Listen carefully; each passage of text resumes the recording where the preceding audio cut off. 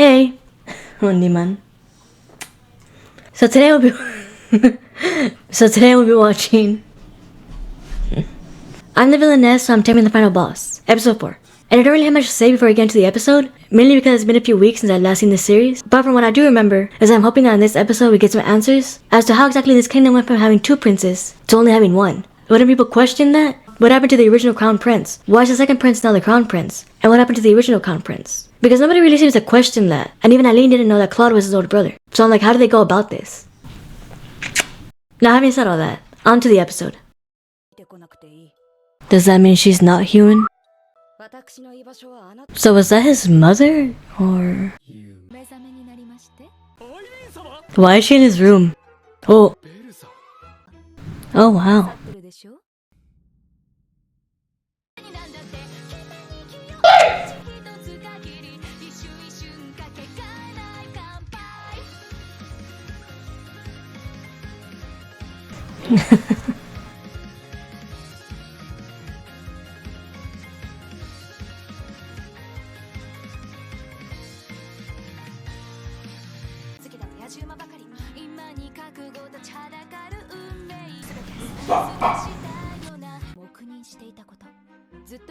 Embezzling.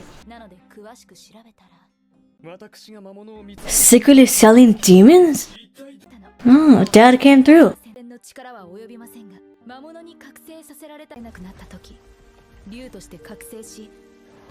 Oh.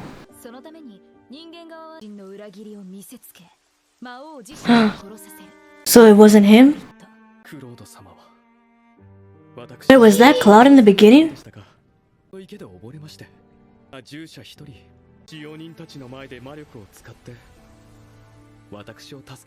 Oh. Seriously? He saved his life.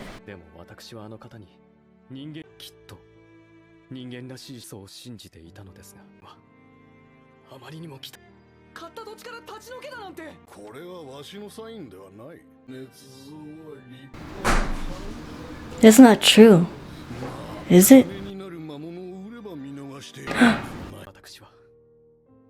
In order for him to keep the land. He seems happier.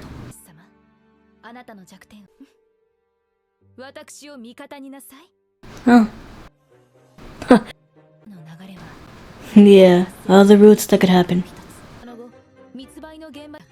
Whoa.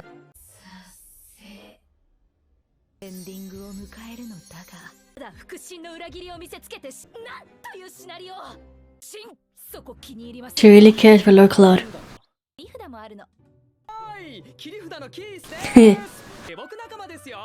Oh wow.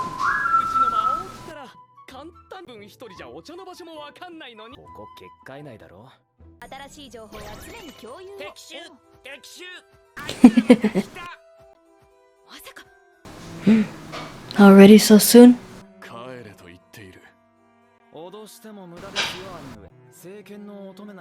She ain't got no business there. Oh, please spare me. Liar. It's true, but she's a liar. Oh.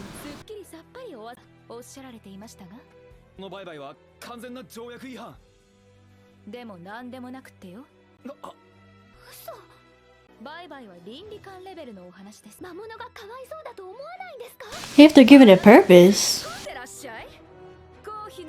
Yeah. How is this any of their business? Oh my god.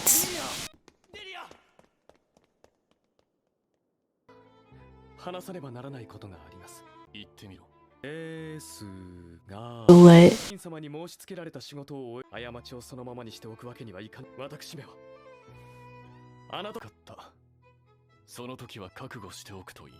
He doesn't seem overly distraught over this information. Well, I mean, as long as they're given a purpose outside, it's still technically slavery, but it might not be so bad, maybe? There's that too, yeah. Aww, see, he's a good guy. Ah, see, good for him.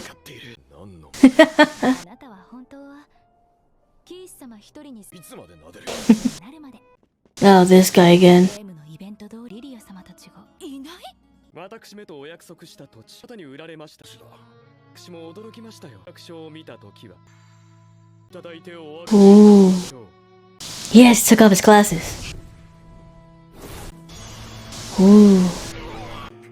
Ah, they knew he wouldn't give it. That's a good plan. Whoa, key.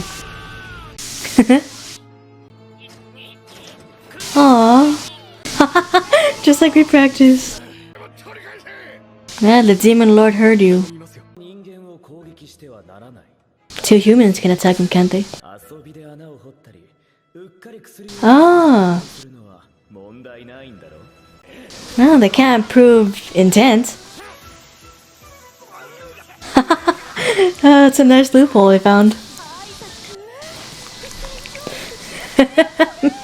Yeah. For now. But you did change how the events played down. You appeared and mentioned how it wasn't a violation of the contract. Keith is technically a part of their empire, isn't he? The hell is she gonna do? What the hell is she gonna do? She gonna kill him? The hell? You still swung it? Ugh. Nobody even wants to be your first wife. Come on, Claude.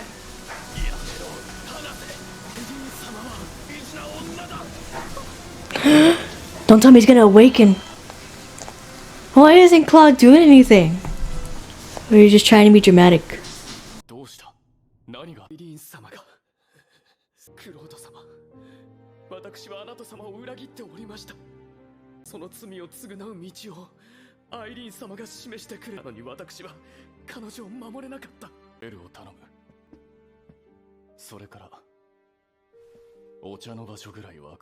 Huh.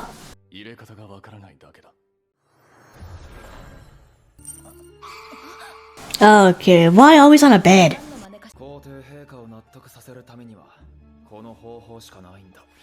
Accept Lily? He doesn't accept her right now? Wait. What the fuck is he gonna do?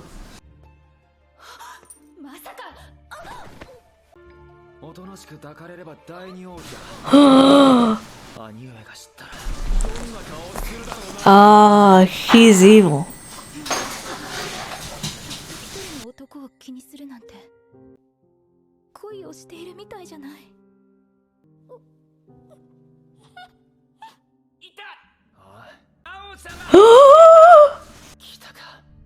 Not how he wanted him. He expected a dragon. He's not gonna get a dragon. Of course he did.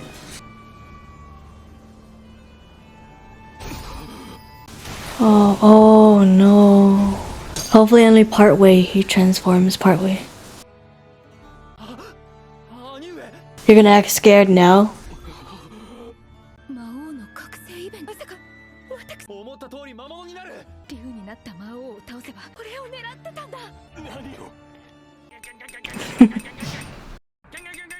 He's trying his best. There he is. Say nothing happened yet.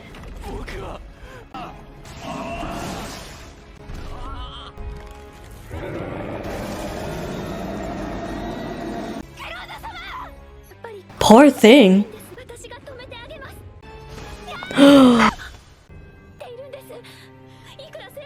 Probably still hurts. Oh, so she can't use it on Claude. What? Does she?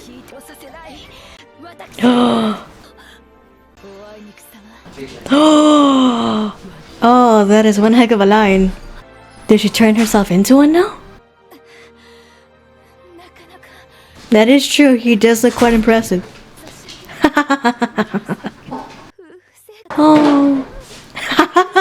Hey, it worked for mine and Tatsumi. I don't see why it couldn't work for you guys. And Margaret and Belloc, so.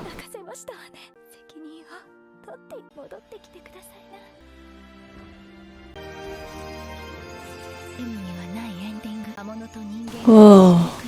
So she's finished the game then, with no bad endings. Oh, he's naked. Okay. Don't look, Donya. So now the rest of this is gonna be without the game knowledge. Why not? She should. Oh wow. He's already a lord anyways. No, like Navier. Are you? Oh. Oh, so he changed his mind like that. He's like, alright then. Oh my gods. Having a sacrifice of princess and the king of beast moment right now. Oh. Candidate, she's the only one. Huh. And now Cedric is no longer in line. Wait, does that mean he transformed once? Does that mean he's no longer a demon then, or what? Oh. Oh. Oh, that is cool.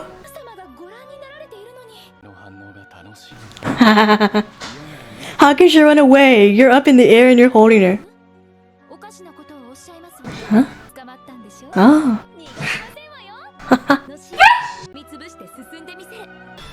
Whoa. Oh. It's her. Okay, I thought that was like a younger brother or something.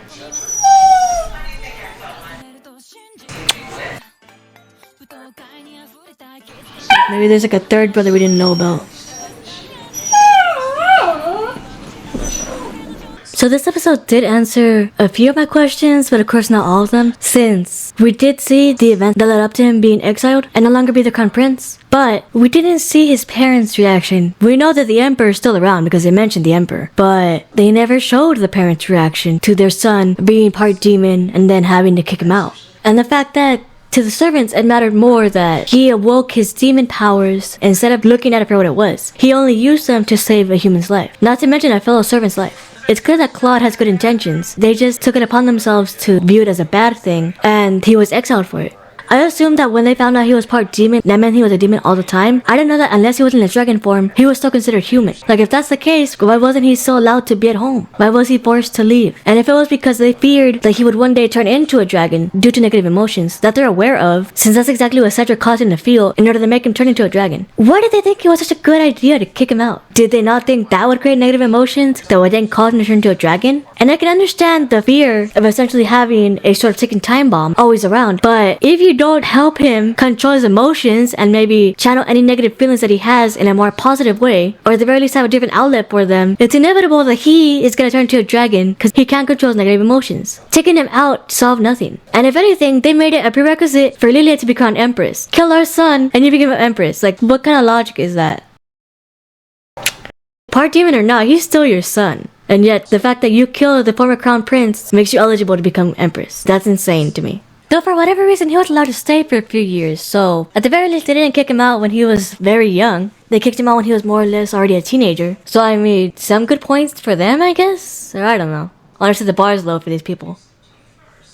Also, did I misjudge Eileen's father? Because he did say that, like, oh, you may call me a doting father, but I want nothing less than the best for my daughter, and she can only have the emperor. Like, I didn't get the fact that he was caring about her at all, but maybe I was wrong, maybe he was just showing her tough love. I did find it funny how, at first, Claude was like, I have no intention of taking the throne. But as soon as her dad said, my daughter's only gonna marry the emperor because she was raised to be an empress and marry an emperor, he then switched and said he was gonna become the emperor after all. Like, that's all it took, really, for him to become an emperor. Although that makes me sad at the fact that seemingly they're gonna move now to the human realm. They're no longer gonna be in the demon realm. And the reason why it sucks is the fact that they can't live a more relaxing life in the demon realm anymore. They now have to live in human society and deal with all the drama the humans cause. They can't live carefree in the demon realm anymore. I mean, sure, the palace in the human realm is seemingly more well kept than the one in the demon realm, but still, it's like, in the demon realm you have more freedom, and in the human realm you don't. And he's already the king of all the demons, like, there really is no need for the throne. And the fact that I believe Eileen's already of age to be married. Could her father really oppose if she herself wanted to marry Lord Claude? Because I feel like he shouldn't be able to. Although I do know that back in the day, you did have to get the parents' permission in order to marry somebody. But, I mean, could he really oppose that much? He is a demon lord. He could use other methods. He probably won't, but he could.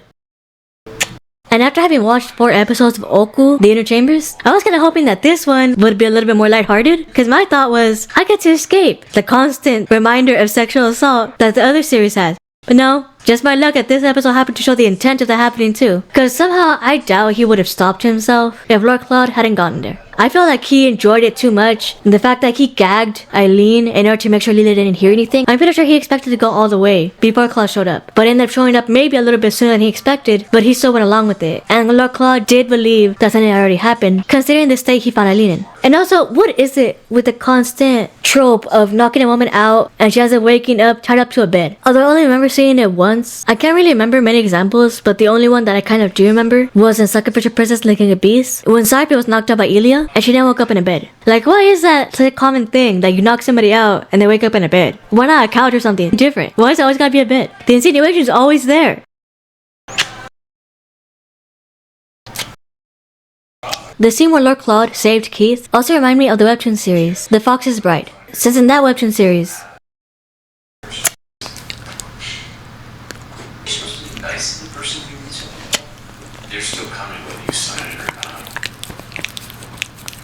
there is a scene that shows a young princess diving into water to save her younger sister.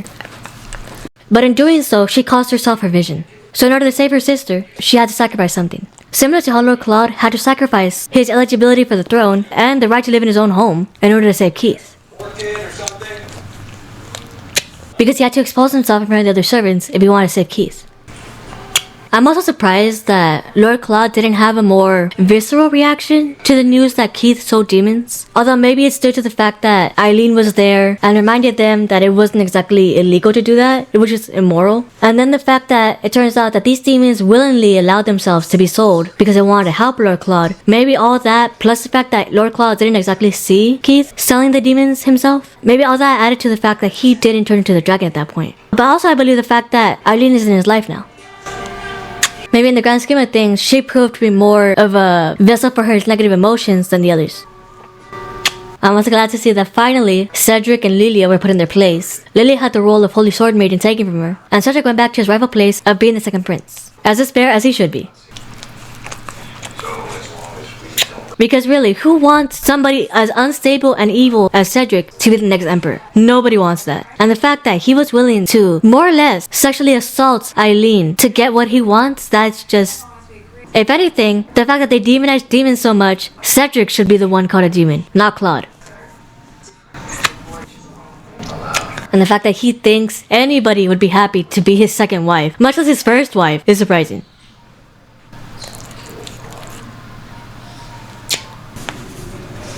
Also seeing Eileen with Claude in his dragon form, it reminded me of a manga series that, although this series hasn't been translated, and I don't really know how many volumes it has, but just from looking at them like that, it reminded me of that series. And now that it seems that the game is officially over, since Lord Claude finally became a dragon and then he was defeated, now I'm curious to know what's next. Because at the end, Eileen was just a guy. So I'm like, wait, what's the point of that? Why is she just like a guy? She gonna go to a male school or something? From here on out, it's no longer in-game roots. Now who knows what's coming next? Now having said all that, we can't wait to see what happens in the next episode.